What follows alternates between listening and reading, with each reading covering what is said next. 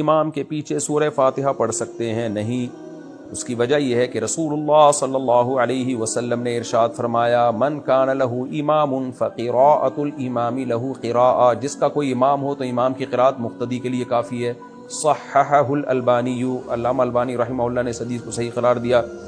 دوسری طرف حدیث میں آتا ہے کہ صحیح مسلم کی حدیث ہے انما جعل الامام لیؤتم بہ، امام کو امام اس لیے بنایا جاتا ہے کہ اس کی اقتداء کی جائے۔ فَإِذَا كَبَّرَ فَكَبِّرُوا، فرمایا امام تکبیر کہے تو تکبیر کہو۔ وَإِذَا قَرَأَ فَأَنصِتُوا، قراءت شروع کرے تو خاموش ہو جاؤ۔ وَإِذَا قَالَ وَلَا الضَّالِّينَ، جب وَلَا الضَّالِّينَ کہے تو قُولُوا آمین، تو آمین کہو۔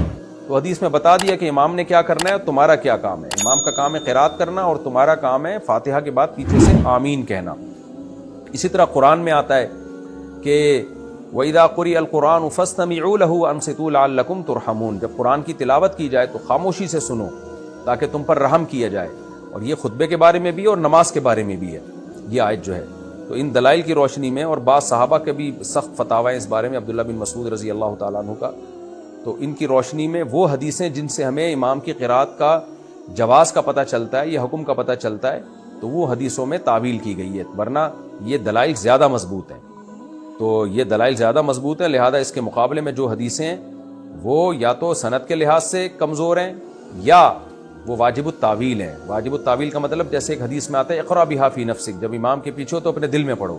تو دل میں کا مطلب کیا ہے کہ اس کے معنی اور مفہوم میں غور و فکر کرو۔ تو اس طرح سے تمام حدیثوں میں تطبیق ہو جاتی ہے۔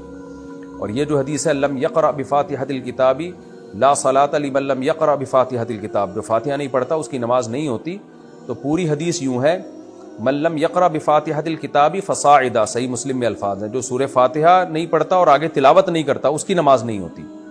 تو ہم کہتے ہیں امام کے پیچھے آپ تلاوت تو کرتے ہی نہیں ہو، فاتحہ کے بعد تو ویسے بھی آپ خاموش ہوتے ہو۔ تو جو اس حدیث کا مطلب ہے وہ اس حدیث کا بھی مطلب ہے جس میں آتا ہے کہ جو فاتحہ نہیں پڑھتا اس کی نماز نہیں ہوتی۔ تو اس سے پتہ چلتا ہے کہ فاتحہ نہیں پڑھنے کا مطلب جو امام کے پیچھے ہے حکماً اس نے فاتحہ پڑھ لی ہے، تو امام کی قراءت مقتدی کے لیے کافی ہے۔ مطلب یہ جب امام نے پڑھ لیا تو مقتدی کو بھی یہی سمجھا جائے گا اس نے پڑھ لی ہے۔ تو ان دلائل کی روشنی میں اس کو ہم جائز نہیں سمجھتے۔ اب جب یہ میں دلائل دیتا ہوں تو لوگ کہتے ہیں ایکچولی یہ حنفی ہے نا اس لیے ایسی باتیں کر رہے ہیں، تو پھر ایکچولی آپ اہل حدیث ہیں اس لیے آپ ویسی باتیں کر رہے ہیں۔ پھر تو کوئی اسلام کے دلائل دے تو ایکچولی یہ مسلم ہے تو اس لیے اسلام کے دلائل دے رہے ہیں، اور جو ایتھیسٹ ہے ہم اس کو کہیں ایکچولی یہ چونکہ ایتھیسٹ ہے اس لیے خدا کی نفی کے دلائل دے رہا ہے، پھر تو کسی کی کوئی بات سنی نہیں جائے گی میرے بھائی۔ تو یہ کہنا کہ یہ حنفی ہیں یہ شافعی ہیں، دلائل سے میں بات کر رہا ہوں، میں کیا ہوں وہ تو میں جانتا ہوں، کس فقہ کو میں حنفی بھی اگر ہوں تو اس لیے ہوں کہ دلائل کی دنیا میں امام حنیفہ کا جو فقہ ہے وہ شورائی فقہ تھا اور وہ بہت مضبوط فقہ ہے، وہ اکیلے امام ابو حنیفہ کی رائے کو فقہ حنفی نہیں کہا جاتا۔ بہرحال اگر کوئی اس رائے کے علاوہ دوسری رائے کو فالو کرتا ہے تو وہ جانے اللہ جانے، لیکن یہ جو ہمارے ہاں شدت پسندی والا راستہ ہے نا، یہ سمجھتے ہیں کہ بس ہم ہی قرآن حدیث جانتے ہیں باقی تو سارے گھاس کھا رہے ہیں، یہ سوچ کو بدلنے کی ضرورت ہے۔